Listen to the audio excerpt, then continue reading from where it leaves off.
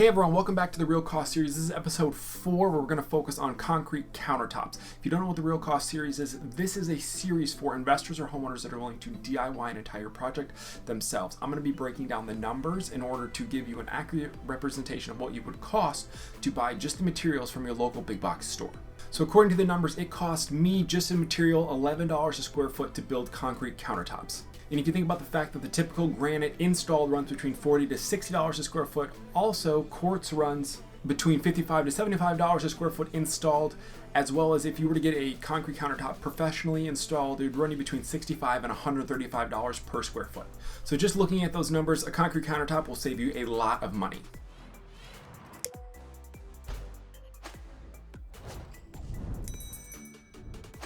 Now this isn't a how-to video because I'm not currently building any. I may put one out in the future, but there are some decent tutorials out there right now. So this is just a numbers breakdown. So for this 36 square feet of countertop, I bought 12 bags of concrete. I ended up having a couple of bags away, so I didn't really return any. But that's one thing about buying concrete is you always want to make sure to buy more because Home Depot or Lowe's will always accept a returned, unopened bag of concrete. And you don't want to be in the middle of a project being like, oh, I wish I had one more bag of concrete. And so for this, I used the Quickcrete charcoal color, and the charcoal color for me was a little bit too dark, so I ended up doing 2 bags of concrete for every 1 bottle of charcoal or every 1 bag of charcoal, depending on where you are. They sell them both in a powder form as well as in a bottle that's slightly more liquid.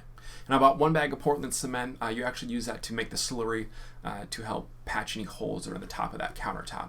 And one thing that I wanted to point out, that this list that you're seeing here is basically all the supplies that you're going to need. There's going to be a few odds and ends things like rubber gloves and a shovel, things like that, but basically this is going to be all the material you're going to need. So you can almost take this list and basically have everything you're going to need to build your countertops. You'll just have to adjust it for your amount of square footage. So next we have melamine. That's $30 a sheet. I ended up buying 2 sheets.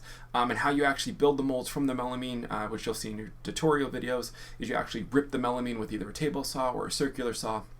And then that's how you actually build the form.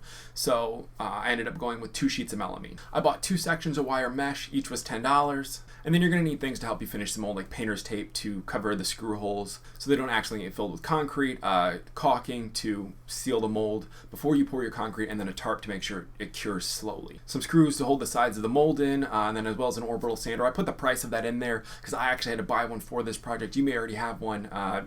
You can use any orbital sander. It's basically for helping smooth out the surface after you use the slurry to fill any potential voids that you may have. So next you want to have concrete sealer. This has to be food grade. There are a bunch out there and some of them are really, really expensive. I actually went with Tough Duck. I bought it off Amazon.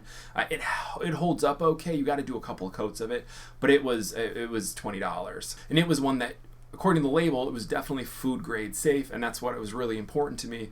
And the other ones were probably more up to the $80, $100 price point, and it wasn't necessarily clear how food safe they were. So I went with this one, and I'm happy with my choice. I've done it on the last 2 countertops. And then on this list we have $8 worth of rebar. Each section was $4. Ended up securing around the sink because, as you've seen in my past videos, we put in those big 33-inch sinks. So the actual front and back of the countertop there for the cutout for the sink is actually pretty thin.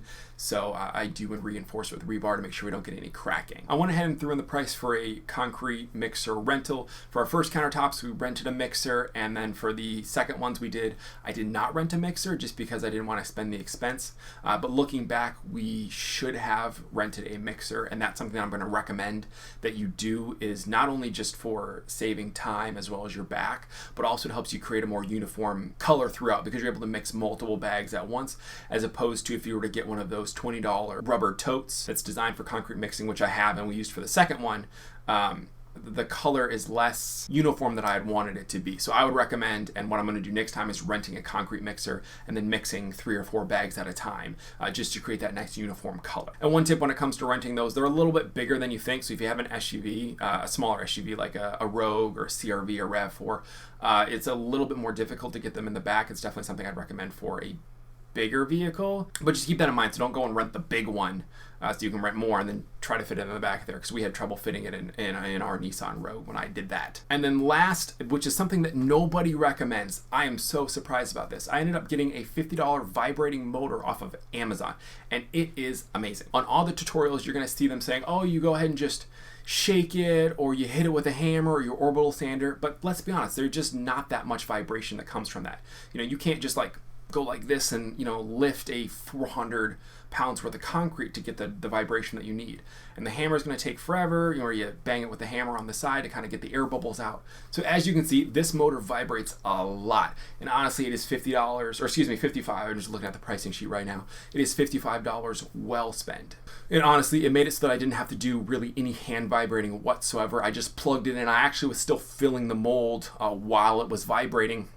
Just getting the air bubbles out, then I'd go ahead and put the mesh down, and then I would continue to vibrate it, and you know, it's doing the work for me. And it is probably the most critical tool that I would recommend to somebody that nobody is mentioning. I'm going to make sure to find a link, or excuse me, not a link, but an image to the motor that I actually bought. So if you're looking at and doing this, you can just go and purchase it or something like that. And I was reading reviews on it, and I was a little concerned that it would be strong enough to vibrate the concrete, but I actually just screwed it down to my melamine, and it vibrated perfectly.